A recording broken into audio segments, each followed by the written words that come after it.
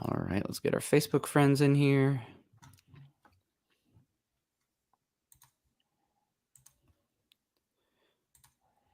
All right, give 1 second to breathe. And we're off. Welcome in, welcome in. It is Thursday morning, 7:32 a.m. Mountain Time on October 6th, and that means it's time for an episode of Broncos for Breakfast. I am Nick Kendell, and joined by, almost as always, sometimes I'm here, mostly always Scott's here. Scott Kennedy. Scott, good morning to you. How you doing? It sounds like things are a little bit off to a injury report over at the Kennedy household. Yeah, we've got an infirmary going on over here between the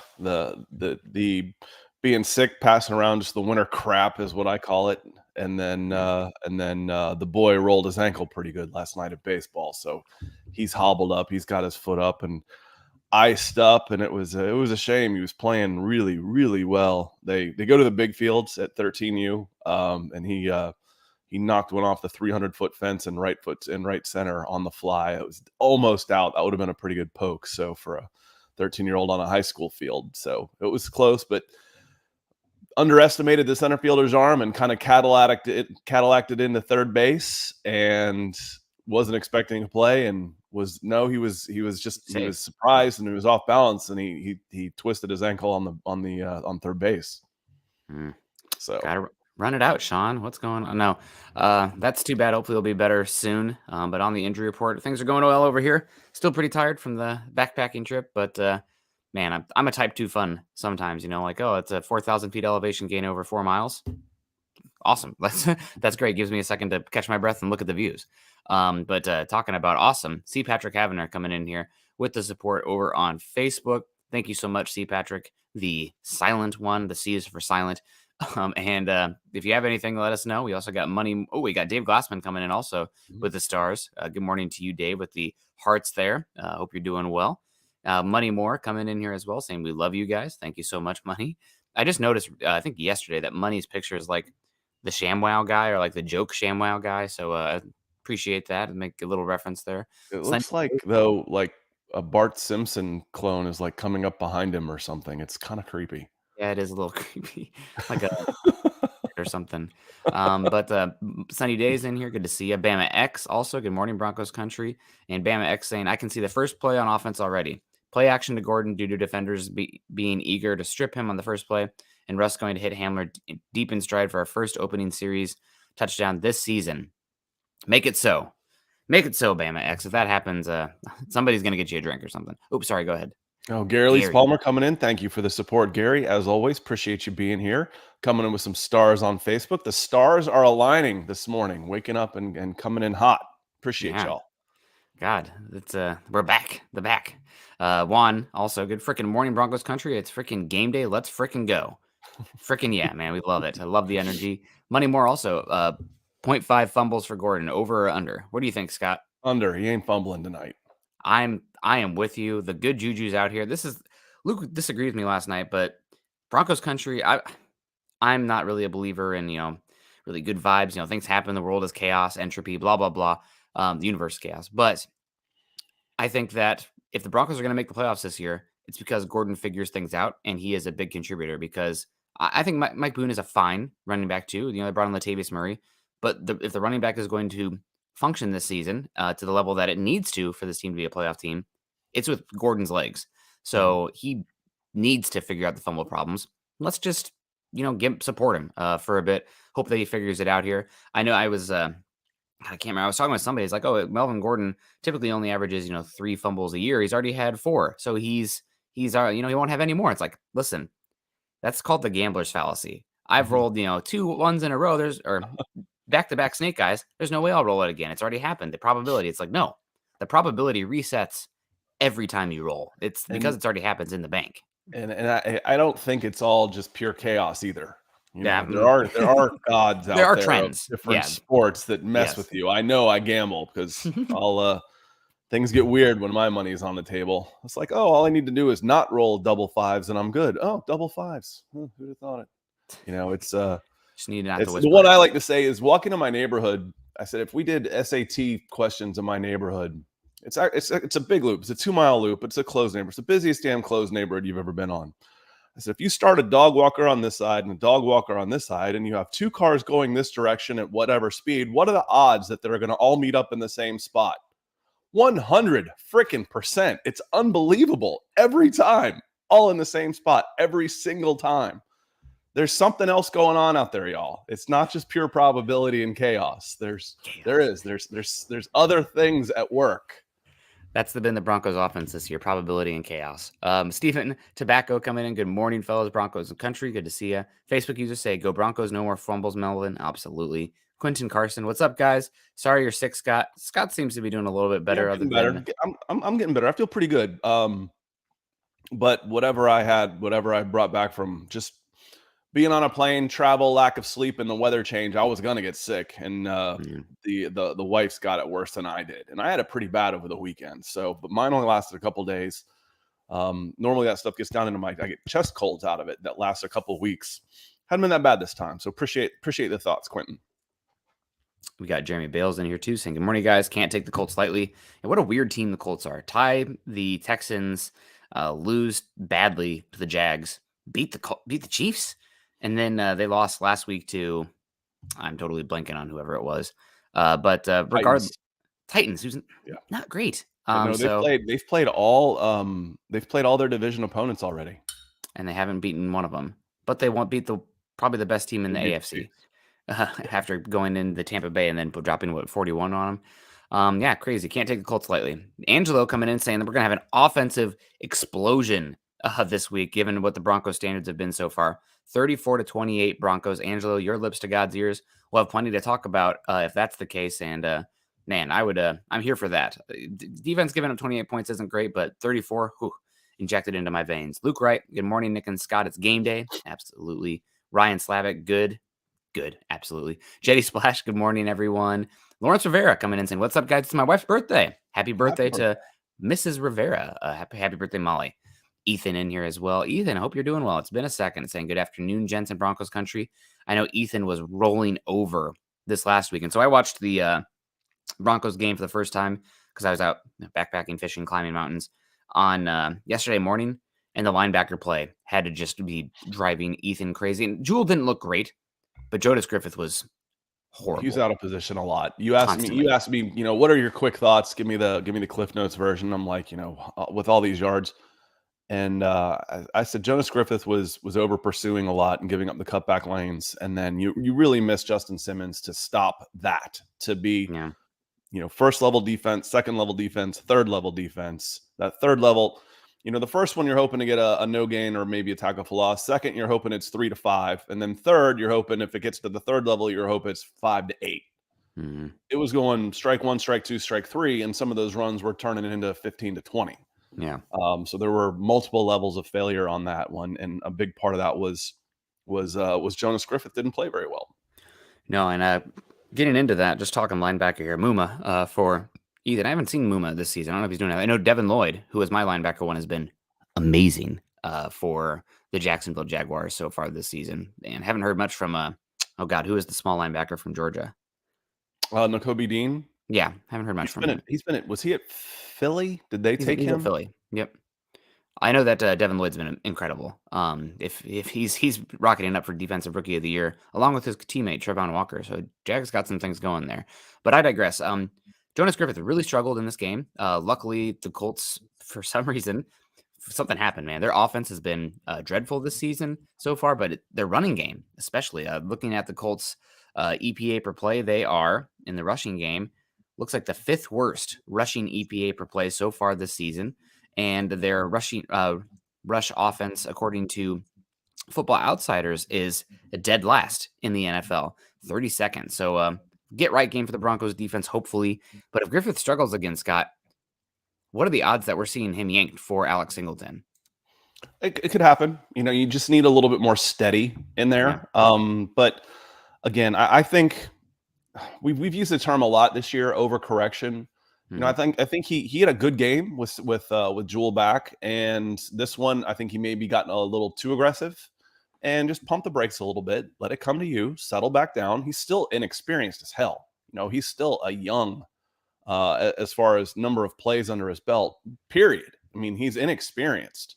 So he's going to have one of those games, and time for a recorrection. Let's meet somewhere in the middle where you can still be aggressive but maintain discipline. I know that that's tougher than it sounds, but trust your natural gifts to get you there. Don't over anticipate and leave yourself susceptible to the cutback lanes. So I expect a better game from him this week. Yeah, no, absolutely. And he's not facing Josh Jacobs. Jonathan Taylor's out. Naheem Hines is a good back. Frank Reich said earlier this week you'd probably see some Phillip Lindsay this week. He's not Josh Jacobs. And the offensive line with as bad as you thought the Raiders line coming in was going to be, that's where the Colts offensive line is right now. It's the highest paid unit offensive line in the entire NFL, and they are massively underperforming right now. It's one of the big reasons they're struggling so badly. Yeah, it's I feel pretty good about the Broncos country. Let's take a little victory lap right now. Maybe we should wait until after tonight, but for the first time in a long time, it looks like the Broncos, when it comes down to these two specific players at least, took the right guy with Bradley Chubb versus Quentin Nelson, because Quentin Nelson has been struggling as well, which is an oddity. Quentin Nelson blocked me on Twitter because I said there's no way, no how I'm spending a top 5 pick on a guard. Just does not move the needle enough. You can find guards, which is funny to say because the Broncos guards have been not good this season. But let's look at bigger trends here overall across the league rather than small sample size of just Denver. Greg Smith, top of the morning, Broncos country. Good to see you. He also said, I am indeed the ShamWow. I'm so glad you guys noticed. So it's the ShamWow in a shirt with the advertiser, the ShamWow guy. He's holding the head instead of the ShamWow. They've switched him. I can see it now. So money more. God, I don't know what's going on there, but God bless you. Happy Thursday morning. Jesse Francisco Sanchez coming in. I think Jesse donated superstars last night as well. So good morning to you, Jesse, saying good morning, Nick and Scott, Broncos country. Let's ride. Get right and get the win tonight and get this turned around. Yeah, 3-2 would be big. Scott, on a scale of 1 to 10, how much is tonight's game a must-win for the Broncos' playoffs chances? 2-2. I don't think it's I'd say it's a 4. Four. It's more about what does this mean for the rest of your season as opposed to what is your record. I mean, compare this to the Indianapolis Colts, who could move to 500 with a win here and go 2-1 versus 2-3. You're feeling like it's fairly even. Record-wise on paper, this is a must-win for the Indianapolis Colts for people to keep their jobs. I mean, this is desperation time, or is it? That's what I'm saying about this one. This isn't necessarily a desperate team like the Raiders were, or the Seahawks were desperate to prove everybody wrong and go after their former quarterback, and we're going to make him the uber villain. That was a desperate team. This is a team that's ready to pack it in. This Colts team we've had Frank Reich. This has gotten stale. We're ready for, we're going to outlast this guy. We're going to play out this isn't working. We're going to play out the stretch, run out the ground ball, and it's going to be a complete reset next year. Maybe as soon as this freaking weekend, honestly, depending on how this game goes tonight. This could end up being Frank Reich's last game in charge of the Colts. It's very possible. You've got a hothead owner and a team that came in with some big expectations that aren't living up to it, with a guy who has doesn't have the resume in order to survive another year like this. It's not like he's got, he's won this. No, he hasn't really. He's underachieved relative to where the Colts were when he came in. So it's much more important for the Colts. The Broncos, I mean, if they fall to 2-3, you can hang around 500 and eke out 3 wins at the end of the season and get in at 10-7. You can still do that. There's still that possibility for this team, even if you lose this game. So it's not a must win. It's not record wise. It just feels like it because this is a team you should beat. Yeah. It's like, okay, if I can't beat this Colts team, then I'm not a playoff team. That's how that feels. But in reality, it's the NFL, and you can put together a string 3-4 wins in a row, and you're in the playoffs. Yeah, I think the reason that I feel like I'd put it probably at a 6 for me is because the following game is at Chargers, and I know you have 10 days to prepare, but that's a much tougher task. Is that a night game even? I can't remember.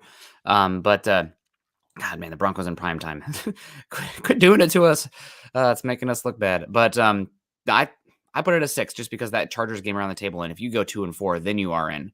Right. land. Yeah. So that game, you don't have a gimme on the other end of this one. So I think you need, not that this is a gimme, because like again, like I said, Indy beat the Colts, Indy beat the Chiefs, but definitely need to get that win tonight. Ryan Slavic in the house saying, "Good morning, fellas. I hope we win this game. Can't take any more headaches. I'm rooting for Gordon to play well and not fumble. Hope our defense stops the run as well." Yeah, the like I mentioned earlier, Colts known for the run game, but so far this season, they are, according to Football Outsiders, 32nd in the league in rush offense DVOA, and they are on offense, I think, the fifth worst rushing offense in football when you include turnovers in there. The EPA per play.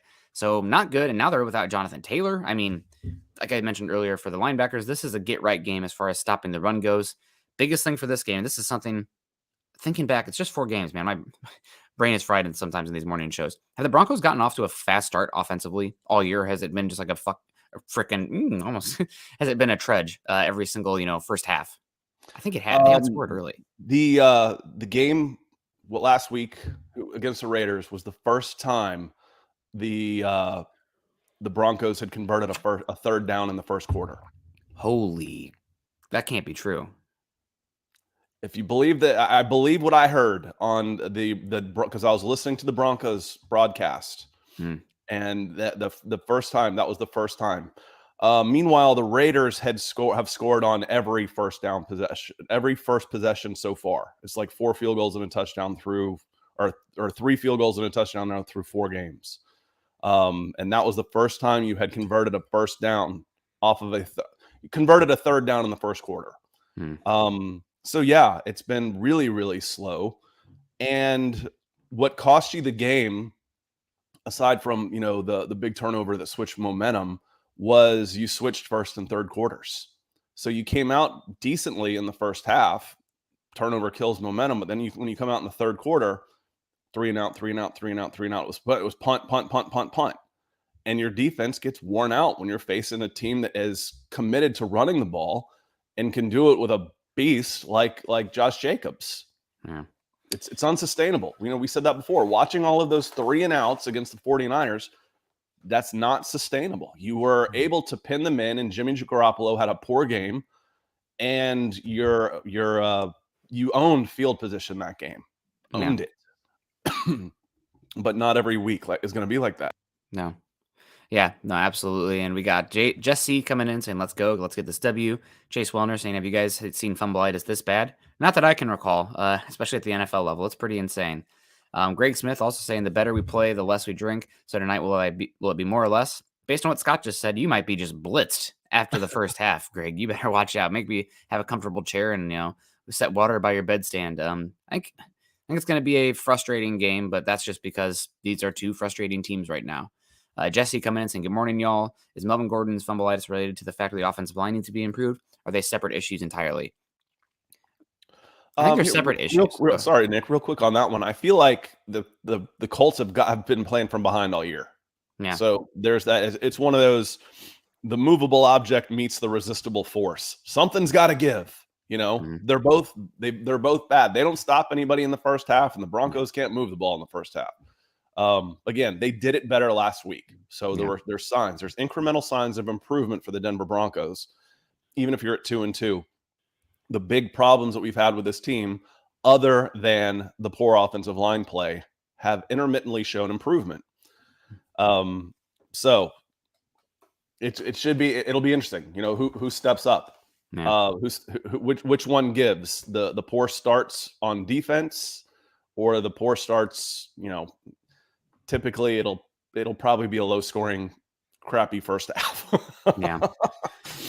Yep. And we got, I think it's related here though, Jesse, somewhat, but offensive line has been struggling in the run blocking aspect, and Melvin Gordon's fumbling. They are a little bit related. Jesse, on this one, sorry. On that one, it's been on Melvin Gordon. Yeah.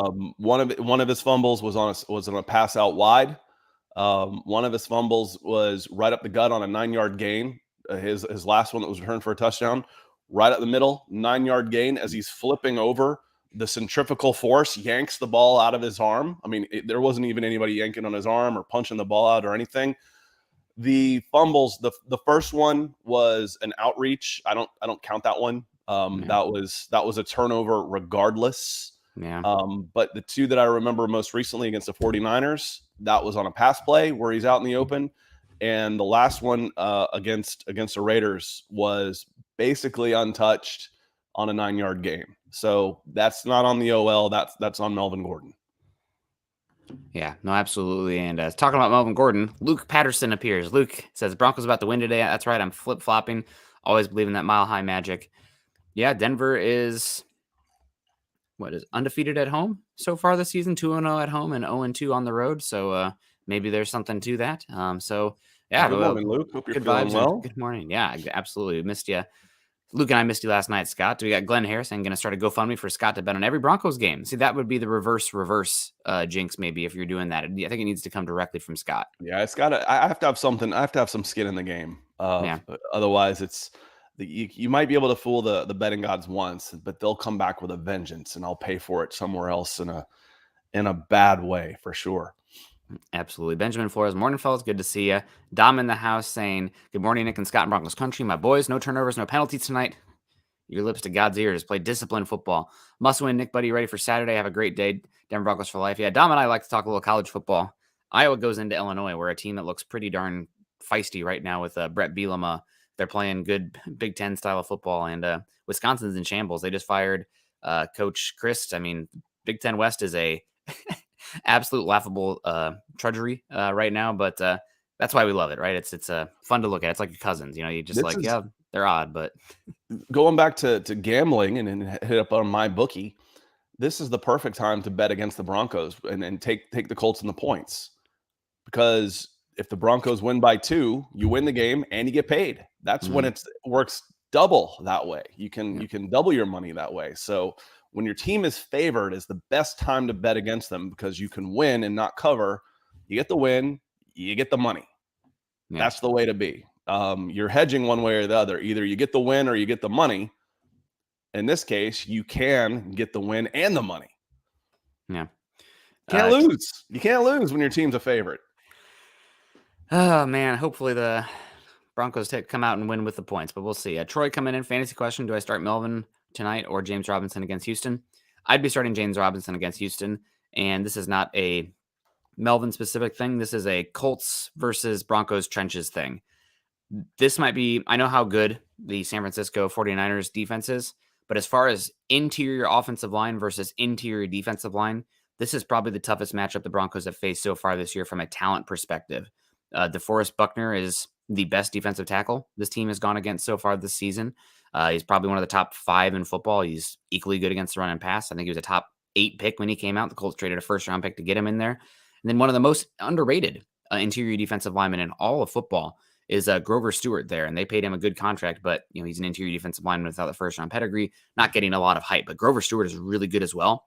Broncos' interior offensive line has been pitiful so far this season, putting it lightly, and I think that's going to continue this week. Now, can we see some other aspects of the offense get out there and make some things? Yes, like Yannick Ngakoue, there should be a target on his jersey every single running play, because he is Malik Reed-esque at setting the edge out there.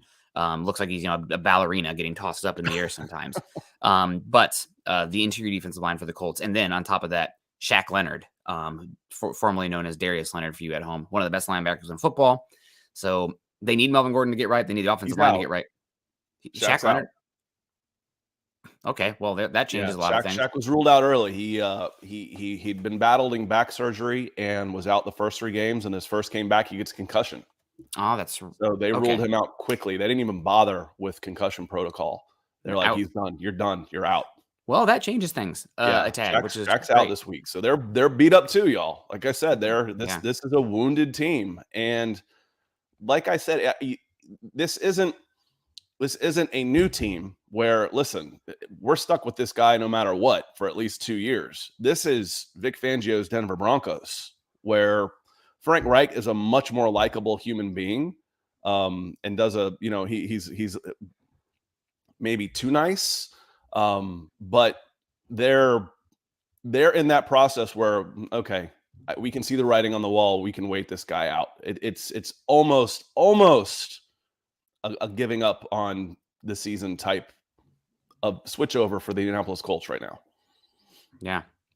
Man, well, that does change things. I still think the Colts' interior defensive line is a massive mismatch for the Broncos, unfortunately, because of how bad their interior offensive line has been in the run game specifically. But hopefully, they'll start to figure some things out. Man, it's too bad Quinn Miners is out because he was the best Broncos offensive lineman on the field in that first half of the Seattle game, really getting some push out there. This team desperately needs somebody that's kicking some butt on the interior right now because they are just a passive unit right now, and it's painful to watch, honestly, for me at least. We got Rob coming in too, saying, good morning, Nick and Scott. The best MHH team. Scott, loved your 9 times the other day. Bueller, if Melvin fumbles tonight, even with not much depth, does he get cut tomorrow? The thing is, like, you want to go into the rest of the season with Latavius Murray and Mike Boone. I think he's probably pretty safe unless, he fumbles this many times in this many games the rest of the way. Then maybe you have to do something at that point. But I don't think you could cut him after one fumble. So do you know the 9 times reference? I mean, yeah, it was I emphasized it with Ferris Bueller's mom being absent 9 times. I don't remember him being absent 9 times. 9 times is how many times Matt Ryan has fumbled this year. 9. He has fumbled 9 times in 4 games. He's only had more than 9 fumbles 3 times in his freaking career, and he's old. So it's you want to talk about it being in your head. Every time that guy gets hit, you're wondering if the ball's going to pop out. So he's put it on the ground. I think he's lost 5. He may have lost 5 of them, at least 4. Lost one again last week. Those are killers. Those are absolute killers. So if Melvin fumbles tonight, even not much depth, does he get cut tomorrow? 10-day week, man. I wouldn't be shopping for homes. I'd be living in an apartment. That's for sure. If he loses another one. Yeah. And we got Kyla coming in here. Always good to hear from Kyla over on YouTube, rocking the Russell Wilson jersey, saying good morning, everyone.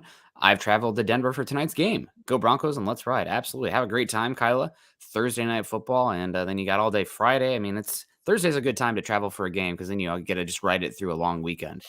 So hopefully you're doing well and have a great time tonight. We also got Laura Jones coming in saying, do you think the team looks at conditioning coach? These injuries are not good. I'm not a sports kinesiologist or a trainer or anything like that, so I can't speak to it. It does seem like the Broncos this season have had a little bit more soft tissue, some like hamstrings that have lingered and whatnot. And that's when you kind of start to question the staff. But like the shoulder injury of Justin Simmons, the Achilles, the knee stuff with Randy Gregory, those are ones that I'm not putting on the staff. Those are just football injuries / ones also for Randy Gregory specifically, was a risk coming in to this season. Maybe if that guy gave the clear, like, oh, his knee is fine, he's not going to need surgery, and then this happens. But that's your team doctors more than the training staff. So I don't think I'm at an educated enough spot to have a strong opinion on that, but the injuries definitely suck. And yeah, the rehab and who put the green light on Tom Compton and Billy Turner. Those are medicals. You've got to pass and make those decisions. You signed Randy Gregory coming off shoulder surgery. Okay, that worked out. He's hurt now, totally unrelated. The shoulder was fine in time to play, and he was great. So the shoulder was fine. But the other guys coming in were injured coming in, and you haven't seen them, and they're on 1-year deals. It wasn't a long-term investment. They're on 1-year deals, and you needed help right away at right tackle. So not only are you having trouble keeping guys healthy, you're having trouble evaluating the ones that are already injured, and you're having trouble getting guys back on the field. Yeah. It doesn't look good. You need a freaking exorcism, man.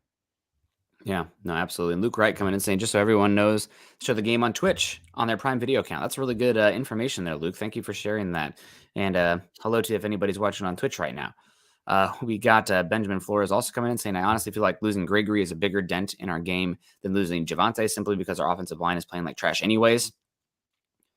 They both suck. I don't know which one. I think the Javonte one is worse because it feels like it is a much more significant injury. So it's not just losing Javonte this season. I don't even want to breathe air into this, but like he tore 3 ligaments in his knee. What does he even come back like? Does he come back? I mean, I know we're in modern medicine, but like the LCL, ACL, and PCL. I think he tore all of those. Maybe not the PCL, but I think the LCL as well. That's serious. That is like really serious stuff. So I mean, hell, we're gonna be talking a year from now, hopefully, where we're like, yeah, Javante's still kind of working on his knee. We're probably not going to see, if ever again, fully healthy Javante until like 2 years from now, like the 2024 season, because that's how serious that knee injury is. So Last year of his contract. yeah, Then you're bumping up against, okay, this guy's going to be a free agent now, and we had a nice rookie season, couple glimpses, and then yeah, it's a bad one. That one from an impact, I get where Benjamin's coming from on this one. The other part of that though is Benjamin is, if it forces Melvin Gordon into a more prominent role, that could be more detrimental to your team. Yeah. That's the flip side of that is Melvin Gordon could end up hurting you more by playing than either one of those guys by not playing. That's the reality. Yeah. Oh, man, feel for Javante. It's such a bummer. Richard coming in with the 2 euros over there across the pond in Germany, Deutschland. Hope you're doing well, Richard. He says, what do number 3, number 25, and number 42 have to do to be good? Number 3 needs to work the quick game more efficiently. That's a big issue with the Broncos right now on offense. They are struggling running the football. They are the 3rd worst EPA per play rushing offense in football so far this season, which is not good enough. Now, granted, that is heavily impacted by how much they fumbled the football. But the Broncos, we talked about it this offseason. Russell Wilson in his career has been a boomer bust quarterback. And when he's been at his best, the run game has balanced him out, because then you can get the short yardage chunk plays to keep the defense honest and then balance it with the explosive pass plays. Broncos aren't running the football right now because the interior offensive line has been horrible. There's just no way around it. They've been dreadful in the run game specifically. And the short game, I mean, you see it every single game. Russell Wilson has 3 or 4 passes that are like, what the hell? That one bounced like 2 feet in front of Cortland Sutton's feet, and he was wide open on the slant. Quick game has been not great, and that's been true for Russell Wilson's career. Some of that is probably because of his height. So I want to see the quick game come out there. Try to figure out how that's going to work for this offense. I don't know if it's getting the tight ends involved. I mean, you're just losing so many weapons left and right that it's hard. But quick game, more efficient. Number 25, hold on to the football. And number 42, I don't want to notice 42 in a negative way. I think that's the big one for me. If he makes a sack, that's great. But to be good, I need to not see him flying, 8 yards down the field from a right tackle blocking him and being blocked off the screen, and that's Nick Bonito for those of y'all watching at home. Yes. So just don't. We're all pretty crazy, but it's like 42. It took me a second. I'm like 42, 40. Oh yeah, Nick Bonito. Yeah, just don't be obvious bad in the run game, and that would be good enough for me. That's how low my bar is for Nick Bonito, because he is gets blown up on the run game too much for my taste. So Nick hit the easy ones for me. Russell Wilson, get rid of the ball quicker. I'd like to see him, 3-step fire. That was the first play of the game last week against the Raiders. Nice little slant pattern. Let's see some more of those. Let's see some more quick hitters. Get the ball out of his hand quicker. It's like shooting layups. You got a guy in a shooting slump. Let's get him some easy looks. I feel like those are the easy looks. 25, hold on to the ball. Melvin Gordon, hold on to the ball.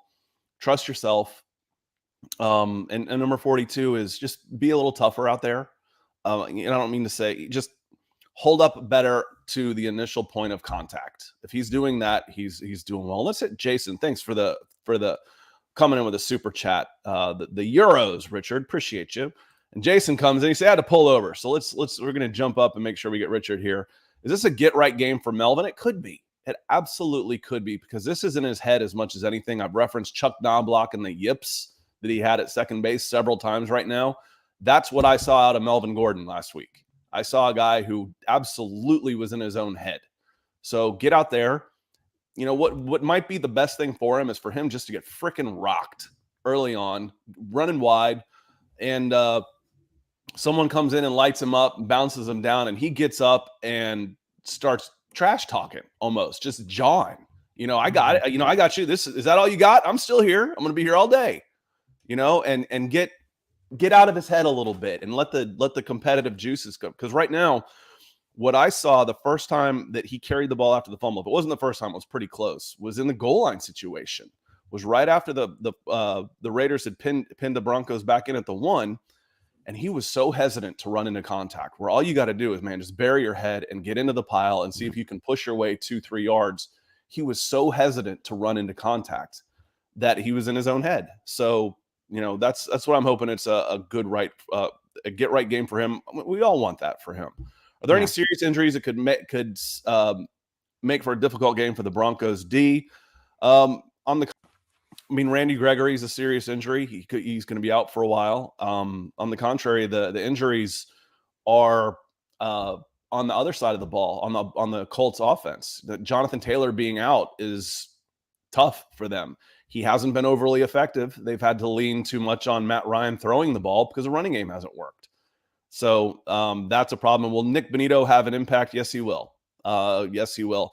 The way Matt Ryan is putting the ball on the turf, beat him up a little bit. You want to talk about someone who will hold on to the ball too long? Matt Ryan will hold on to the ball and look for those players. The two guys to watch that are starting to step up, Michael Pittman's a beast, but the two guys that are starting to step up for the Colts as receivers are rookies Alec Pierce and tight end Jelani Woods. Keep an eye on those guys.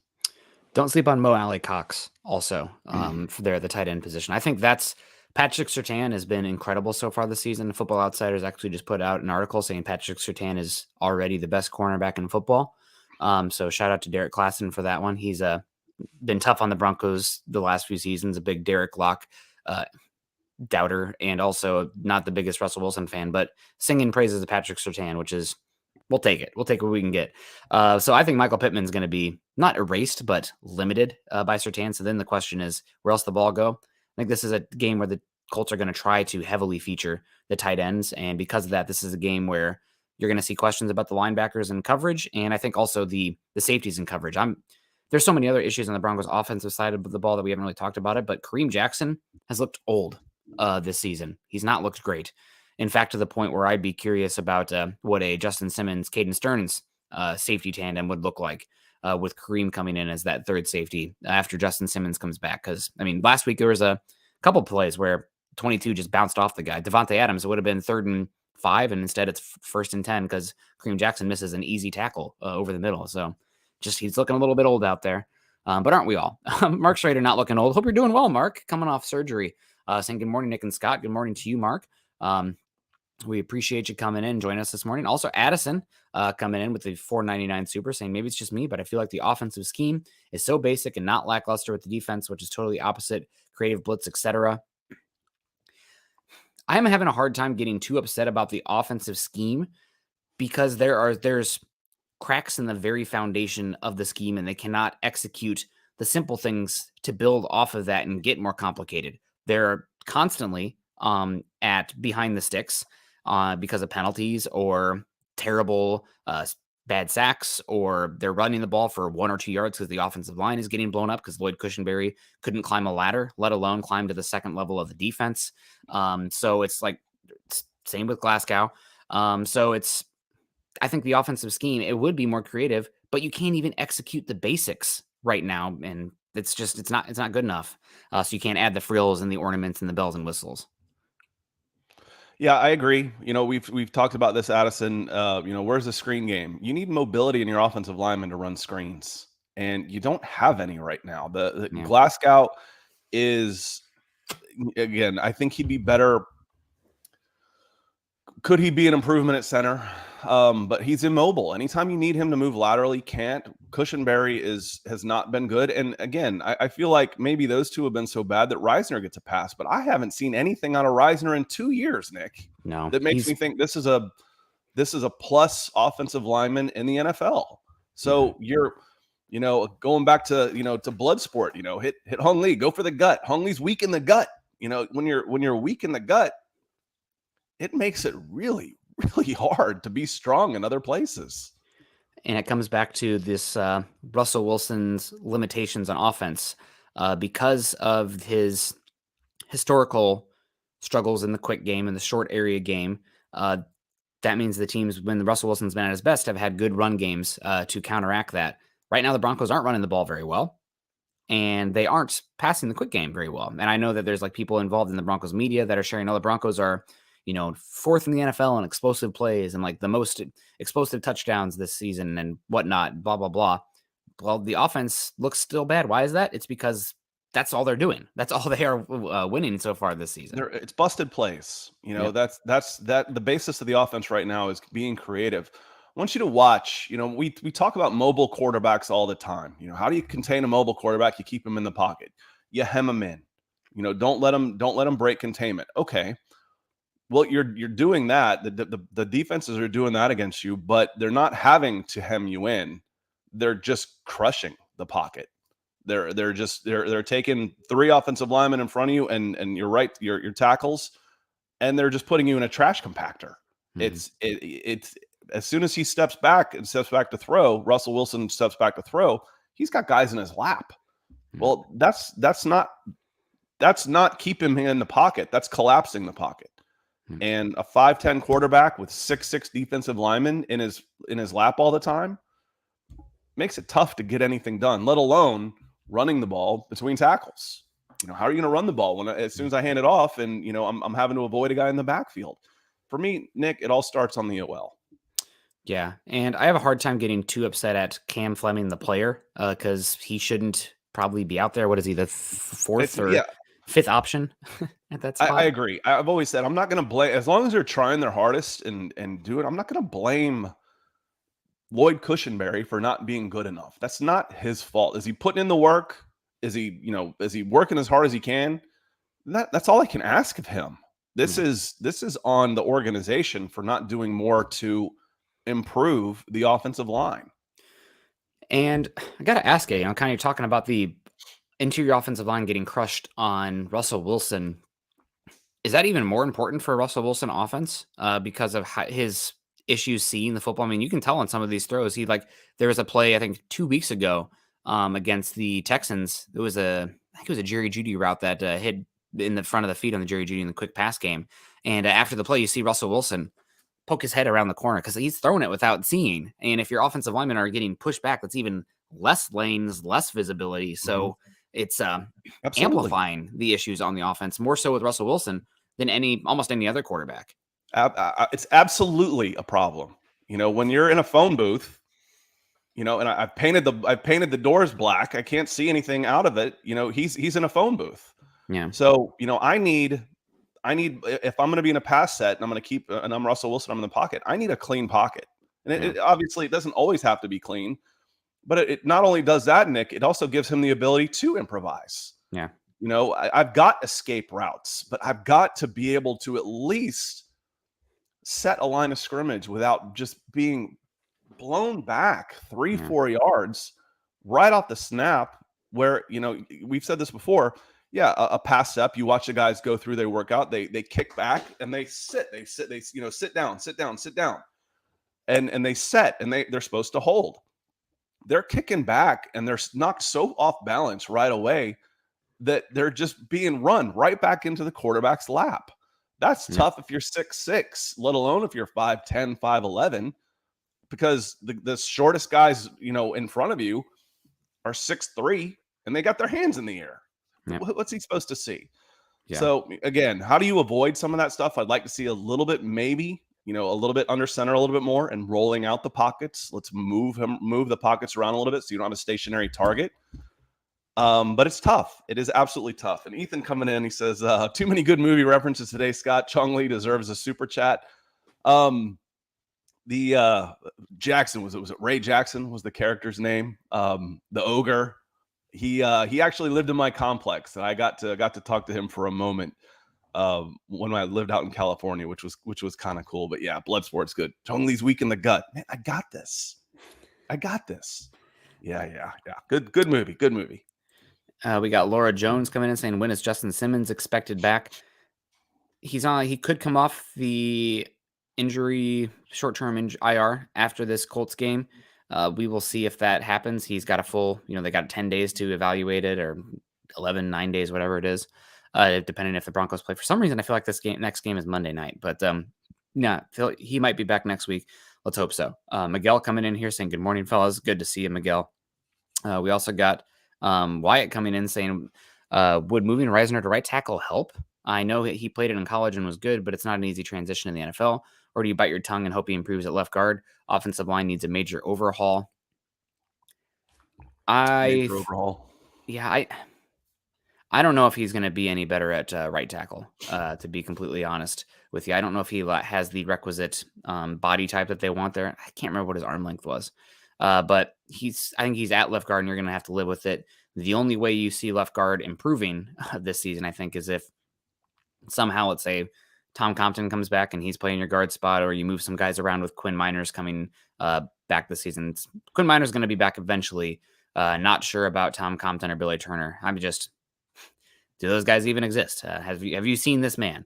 But I think that you're just going to have to bite your tongue and hope he improves at left guard. And the interior offensive line is an area that this team needs to look to improve upon next season.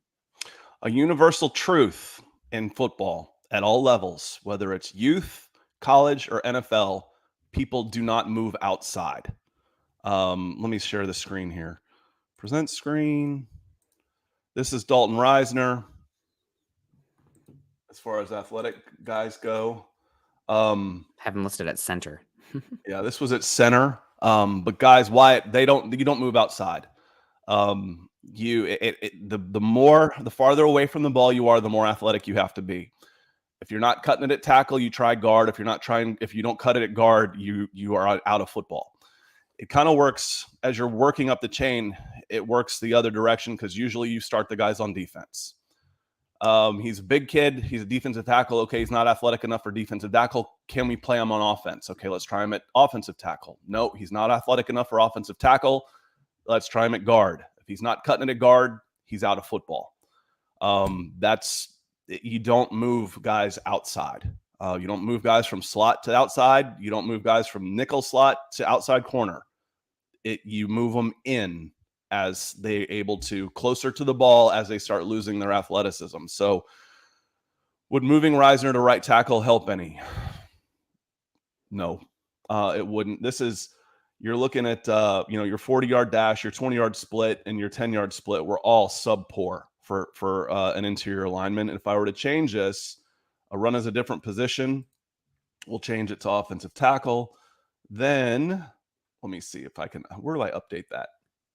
Scroll down. There's a button there. Change position. I'd say apply options. Oh, there it is. Change position, apply options. You start seeing some of those start all getting bad. He doesn't have the height. He doesn't have the quickness. He doesn't have the reach. He doesn't have the strength. He doesn't have any of it. You can play tackle in college. It's a different game. Players aren't as big and fast, but you do not move guys outside. It doesn't work that way. They're not cutting it. They're moved off the field. Interior OL. That's your last shot. Yeah, it's been a struggle. And we had Gary Lee Palmer coming in here saying, "Do we have any hope for an improvement on the offensive line?" Yes, you do. Yes, yes, you do. Mm-hmm. You have a new scheme that you're working through right now, and there's some gelling going on. Although it's mostly the same guys, but hopefully you have some reinforcements coming in here. Billy Turner hopefully would give you another option here, and then also maybe your best offensive lineman, it's Quinn Miners, which is crazy to say. Quinn Miners or Garrett Bowles would help a lot as well. I mean, Quinn Miners was moving people in that Seahawks game, and there's some solid defensive tackles on that Seahawks defensive line. So, yes, when Quinn Miners comes back, you should see a big improvement, in my opinion, on the entire offensive line. The real question will be, would you move Graham Glasgow over to center to replace Lloyd Cushenberry? I think that's a conversation. My understanding is, and I asked around on this, and I couldn't get a double confirmation kind of thing, but my understanding is that Russell Wilson pushed hard for Graham Glasgow not to be the center because Lloyd Cushenberry, I think, is 6'3" versus Graham Glasgow at 6'6", and a 6'6" center is not ideal for the 5'10" Russell Wilson. I know he had Ethan Pokasic there at Seattle for a bit. Don't think he enjoyed playing behind the 6'6" Ethan Pokasic there in Seattle. So we'll see if that happens, but Cushenberry has struggled a lot. And the thing is also with like Glasgow, he's a better pass protector. He might be your best pass protector right now on the offensive line, which is not great. But you're not going to get the wide zone movement skills from Glasgow that you're already not getting from Cushenberry. But you might see a little bit of improvement in the pass protection. Yeah, but if I can at least get somebody that can anchor a line and just hold his ground, yeah. And I'm not even talking about, getting a push. I'm talking about just not getting pushed back. I'd rather have 6'6" at the line of scrimmage instead of 6'6" in my lap, 4 yards deep. 6'3" in my lap, 4 yards deep, because again, that guy that he's blocking is probably 6'3", and then he's going to be reaching up to about 8 feet. Yeah. When he gets his hands in the air. So definitely a problem. But yes, there is plenty of hope through competition and health that this offensive line gets better. There is. That's a good thing. That's a very good thing. Yeah. No, I agree with you 100%. We got Unicorn coming in here, Unicorn Extreme, saying, I'm still amazed the Broncos haven't fixed the offensive line. Too busy trading all their picks, I guess. The offensive line is essentially the same as last season, players-wise, and yet they look significantly worse. So what are the factors here that we can talk about, man? We've really dug in. We need to talk a little more Colts before we get out of here. But what are the factors that change? New scheme, but looking at the run designs, at least according to Pro Football Focus, the ratio of inside zone to man to outside zone is pretty much the same as last year through 4 games. It's been similar. So I don't think scheme is the big one here. What's next? The quarterback play? Maybe a little bit, but I think the big one here is the offensive line coach. Butch Barry should be very much on the hot seat right now with how the offensive line has not only looked so far, but regressed in spite of the same pieces out there. And obviously you could have expected a little bit of regression going out there, but losing Mike Munchak, but Butch Barry is not getting it done. And also I've heard a little birdie that some of the offensive line had some issues with him early in OTAs and whatnot that I'm not sure have been resolved with how the unit has been struggling. So keep an eye on that. But Butch Barry is somebody who needs to be getting a lot of flack, in my opinion. Still get the season to get it right, but if it continues to look this way, he should be fired, period. How about a lack of respect for the weapons on offense? What else is different? Tim Patrick's not there. Noah Fant's not there. Noah Fant was for lack of his ability to move after the catch, he was still a 65, 70 catch tight end in the middle of the field. That changes the way linebackers are playing against you for sure. There's no pass threat over the middle right now. None. 0. Albert Okwuegbunam played 1 snap. 1. You got Saubert and, I haven't really even committed to them memory. Was it Tomlinson? Your other tight end? Because they're not pass catchers. So your linebackers are able to tee off on the run right now. They've got no respect for the passing game because they don't need to. That's another factor, I think, Nick. Yeah, I think it is a factor too, but you're still seeing less crowded box than you saw last season. So in theory, you should have a little bit more room. The other thing is the Broncos, I think, have been tipping their hand pre-snap with not only with Albert Okwuegbunam, but also I think they're not running the ball out of shotgun. From what I remember seeing, they're one of the least volume shotgun rushing teams in football so far this season. I know that Russell Wilson thinks he's Drew Brees, empty backfield offense. Not what the data suggests. Honestly, you need to be playing, I think, more under center, heavy play action kind of game. So we'll see if they get into that. But we'll see. Jesse Fraley coming in here with a $5 super. Thank you so much, Jesse. Cute little corgo there in your picture there.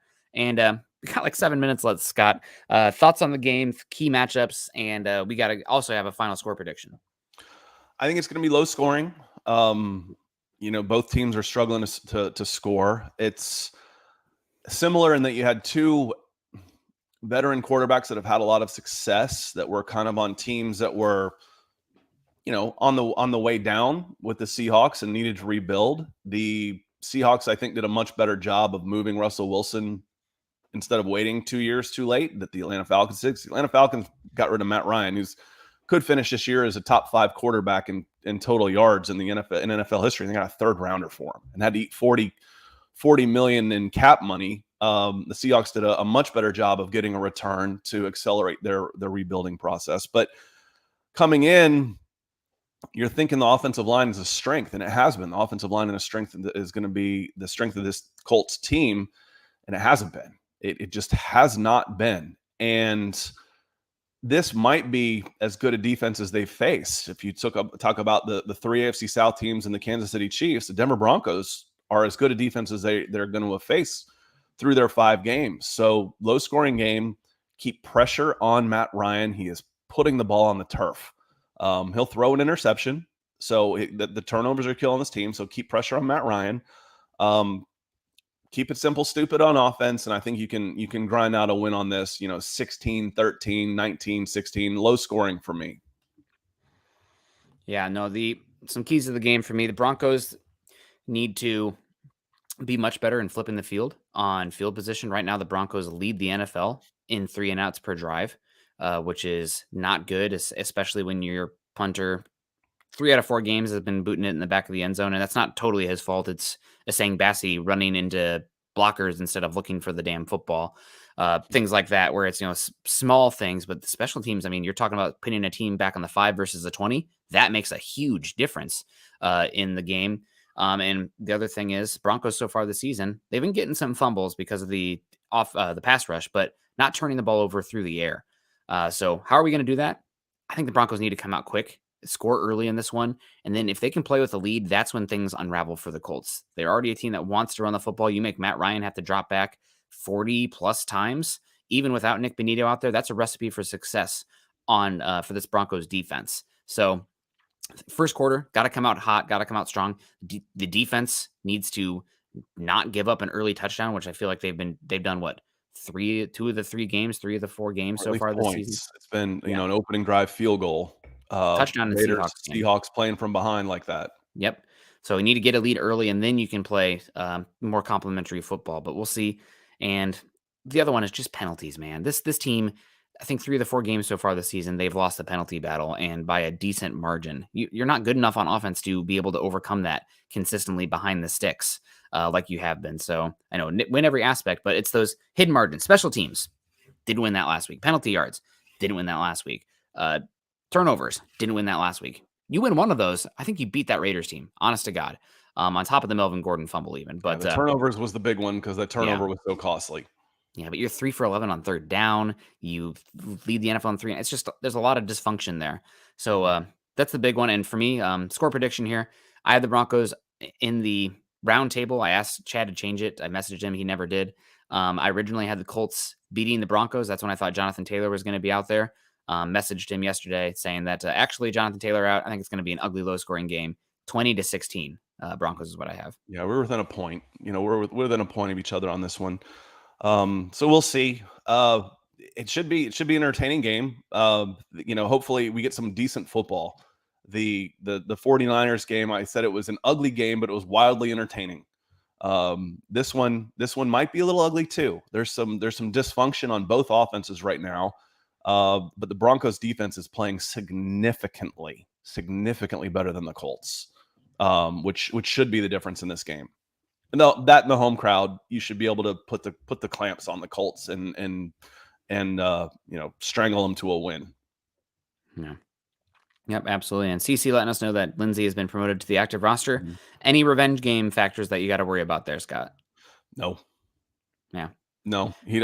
Philip Lindsay's he is who he is. The running back, he doesn't scare me as a running back. The offensive line, so come out and set the line better. And again, the Raiders were able to run the ball, but if you're able to convert some third downs, your run defense is going to get significantly better. I mean, again, you're wearing down because your offense isn't helping you out. Eventually, you're going to start giving up chunk plays. If you cannot hold on to the ball on offense, your defense will get tired. So, got to help them out, some fellas. The offense, for me, the defensive deficiencies were a direct result of the offense's inability to convert third downs. Yep. No, absolutely. That's it's a struggle. Laura coming in, wins Dulcich coming back. Dulcich, I think, was eligible to come back this week, but they decided with the short week they're going to give him a little bit more time preparation-wise. You might see him get activated next week, but given he's a rookie tight end, even if he was healthy, I think expectations shouldn't have been super high for him this season, given the historical precedent of how long it takes tight ends, especially non-first rounders, to hit. I think it took, Noah Fant 3 seasons or so. David Njoku took like 4 seasons. The tight ends typically take a bit.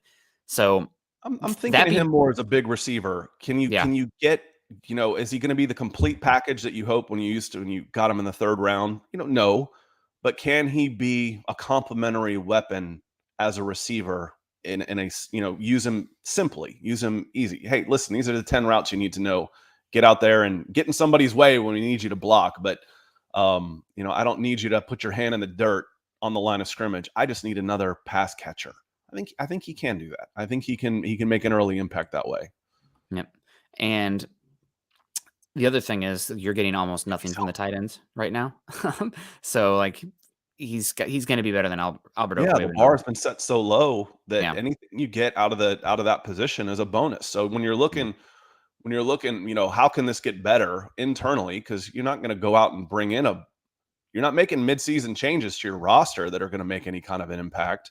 So you start looking at, okay, Billy Turner, Tom Compton, Quinn Miners, Greg Dulcich, Justin Simmons, Randy Gregory. Okay, there's some players that can help you a lot that should be healthy relatively quickly. Yeah. 100%. Well, guys, we're at an hour, so we need to get out of here. And also, Jay saying, where can I get this Lion coffee? I need my caffeine addiction satisfied. Patrick wasn't in here today, At but lioncoffee.com. yep, Simple. yep, absolutely. I've been enjoying the medium roast Kona beans. Just drinking away on those. Actually, I'm empty, so I need to go get more. But we appreciate you guys joining us today. Game day, man, awesome. It's fun to talk about that. Make sure you're following Scott and I on Twitter. Scott, I don't know what happened, but our name banners are gone. They're gone last night too. So I'm Nick. Hello.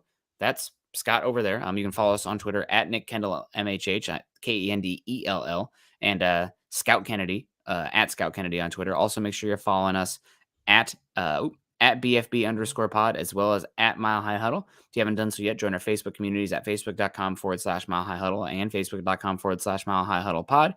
And as the ticker says underneath, make sure that you subscribe, like, and share over on YouTube. Make sure you're tuning into the game tonight. And I'm sure after the game, you can hang out with Chad and Zach, where they're going to celebrate a hard fought Broncos victory, hopefully. So, any final thoughts, Scott, before we get on out of here?